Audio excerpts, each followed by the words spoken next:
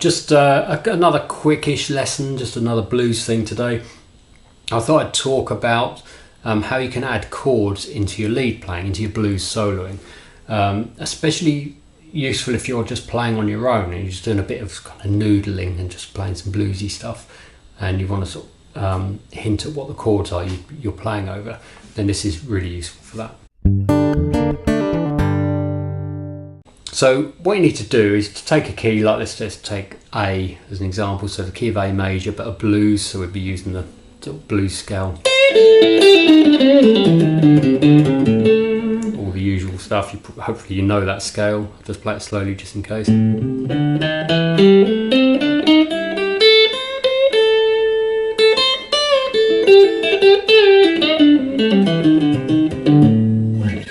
So mostly using that one, but obviously that can be moved into other positions as well.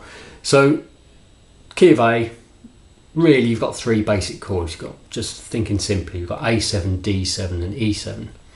Now the sevens can be extended to ninths, and sometimes you'll extend them again to a 13, but if we just think quite simply for now, you just need to be dominant chords, so like A7 for example.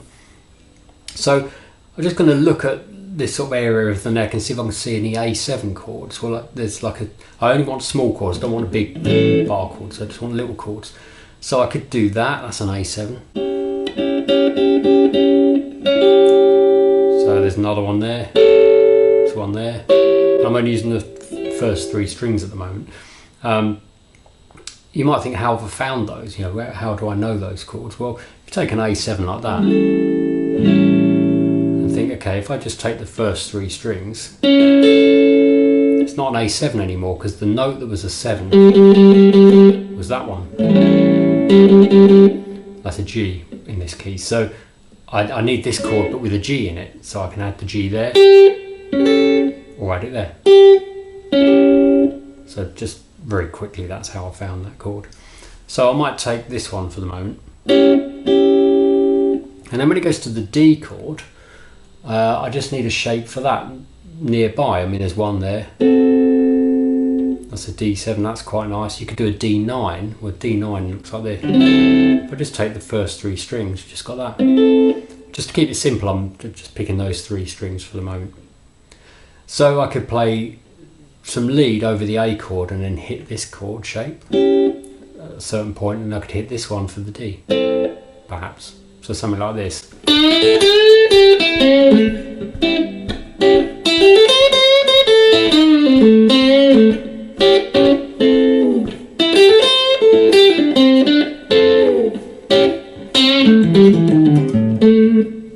I was probably using the chord shapes more than I naturally would, just to sort of show you how they work, but you could get the idea from that, hopefully. And then it goes to an E chord at one point. I assume you know the structure of the 12-bar blues sequence, so hopefully you do. So when it goes to the E, well, if that was a D9, I can use that as an E9. Or no, also you had this as a D7. Could use that as an E7.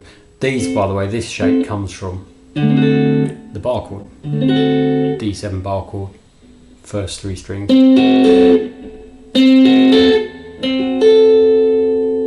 There's nothing very kind of mysterious about that, that's just where it comes from. So we've got A7, D9 or D7, and E9 or E7. So now I'll try and play through a 12-bar blues sequence.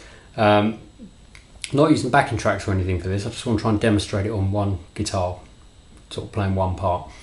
And just so you know when I'm going to change, I'm just going to quickly strum through the chord sequence so you can hear what I'm going to have in my head when I do this. So it'd be something like this.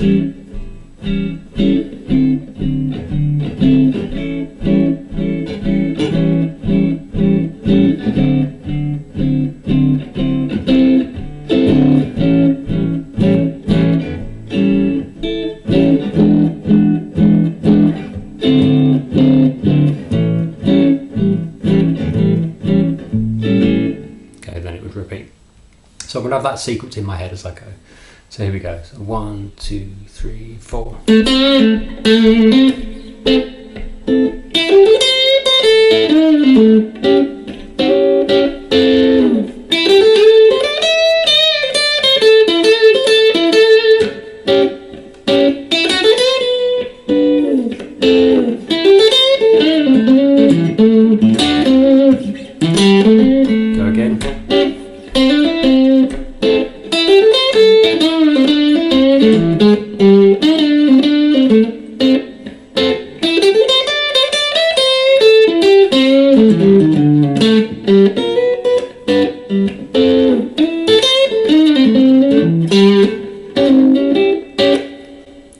I don't know how well that came across. Wasn't the best blues solo ever, but I was trying to sort of interrupt my lead with the chords, and that's how I think of it.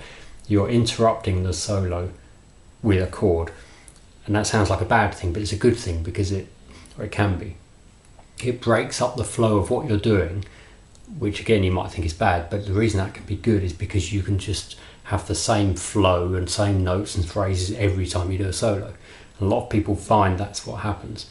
This really breaks it up, not only because you're hitting a chord, so then you're not playing lead at that point, but when you're about to hit the chord, you're thinking about that chord, which makes you play your lead differently because you're anticipating having to go to a chord.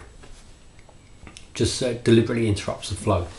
It's good practice, isn't it? It's really good for trying to keep the chord sequence in your head as well. I'll do another example, same chord sequence. Just to mix it up a bit, actually, I'll play this in B. So, okay, here we go. So 1, 2, 3,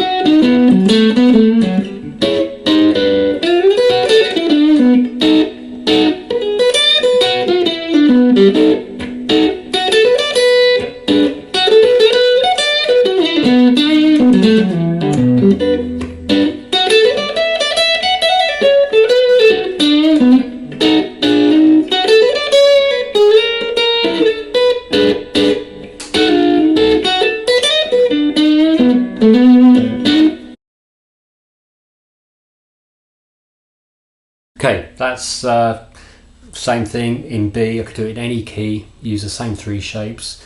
Well, I was kind of having choice of 2 for the E7 and the D7 actually, so a few shapes to choose from. But if you count the D and the E as the same shape, then there's only 3 different shapes I'm using.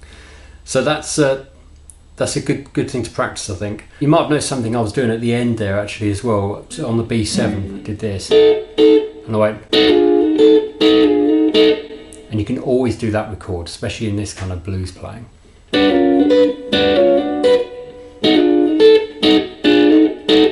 Sort of goes back to, I suppose, more kind of swing, sort of jazzy stuff. I can't think of an example of someone that used to play like that, but a lot of the older style bluesy jazz players used to use those kind of shapes.